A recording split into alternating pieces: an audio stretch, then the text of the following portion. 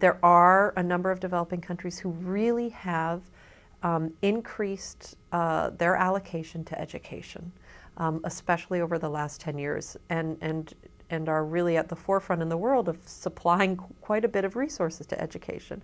And that isn't even sufficient, frankly, for reaching all their kids.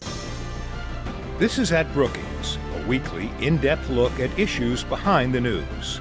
This week, education in developing countries, a global priority. There's a learning crisis in developing countries where children are either poorly educated or denied an education altogether. Some countries invest more in their armed forces than they do in their classrooms, even though additional schooling can lead to higher incomes, benefiting the child and the overall economy. Education is a fundamental human right and is the best tool for tackling poverty and other issues, notes Senior Fellow Rebecca Winthrop. Rebecca, you write that there is a learning crisis that is affecting the developing world, and this crisis, you say, has three distinct dimensions. If we look at what are the actual problems of the learning crisis, and this is really across the developing world, a lot of kids are getting into school, but there is still a problem of a number of very marginalized groups who are not. And so there's groups who are still not getting learning opportunities or opportunities to learn. And these, by and large, are kids who live in conflict countries. Half of the kids who are out of school in the world today live in countries affected by armed conflict and war and violence. And these are kids who are rural, who are very poor, and oftentimes are girls. All right, so while many children are in school, the education they're getting is subpar, and you say this is especially evident in their reading skills. Hundreds of millions of kids in school in the developing world today. Estimates are that there's about 200 million children who are really struggling to even learn the most foundational skill, which is to read. For example, there's incredible data, shocking data, showing that, for example, in Uganda, the African country of Uganda, kids who are at grade 7, so they've finished primary school, they're in, lower secondary school, can barely read at a grade 2 level. Almost a quarter of kids in Uganda at grade 7 can barely read at a grade 2 level. This goes around the continent of Africa, in Latin America, in Asia. So kids are not learning foundational skills. And then the third dimension is that many of these children are not getting educations that will prepare them for the jobs of today and tomorrow. The third dimension of the learning crisis is really for those kids who actually end up being able to master foundational skills, progress on to higher education such as secondary school. They are not learning the relevant skills they need for their own lives and also for jobs and job opportunities. They're being trained in what really is an old way of doing education that was more suited to a colonial era that trains government bureaucrats, a few of them. And in fact, that's not where the job growth is. The job growth is in private sector enterprise, and you need critical thinking, teamwork, all sorts of transferable skills that they're not acquiring. And what about educating girls in the developing world? Is there a barrier to this in some countries? There's very high demand for education. It's just that there's a range of pressures on the family, and girls get the last straw. So, for example, if families who are very, very poor, one coping mechanism that they have is to marry their girls off. That gives them a little bit of resources, it frees up some burdens. That's a strategy that many families who are desperately poor choose.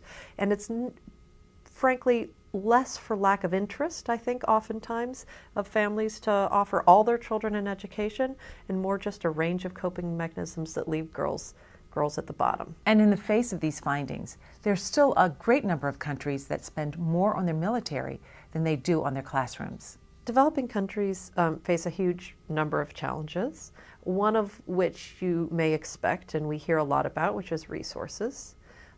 There are some developing countries who don't spend nearly enough on education as they should, who spend a great deal more on other things like the military and security and a range of other sectors.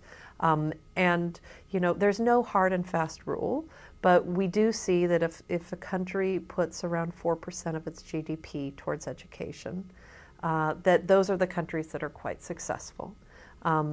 And so that's an important target. And what about conflict countries where wars can rage for decades? Nowhere else is it so imperative that the next generation, who's going to be the future leaders of these countries, gets a really solid base in good literacy, numeracy, critical thinking, and life and labor skills. Because that really is the long-term sustainable path out of poverty and destitution for these countries, which certainly exacerbates the political conflicts that go on. So what's the benefit here for the U.S.? How does educating children in the developing world directly impact the USA? There's lots of good evidence to show that folks in the developing world, the more educated those populations are, the greater demand they have for American, for example, if you want to use the U.S. as the example, American goods and services, more people buy iPods around the world, et cetera, et cetera. So it actually is directly helpful for our own economy. It's also very helpful to try to tackle some of the global challenges that we need everybody in the world to tackle. And that includes preventing diseases that flow across borders. That includes protecting our environment, which knows no sort of artificial borders that we have on our maps. It also includes things like security.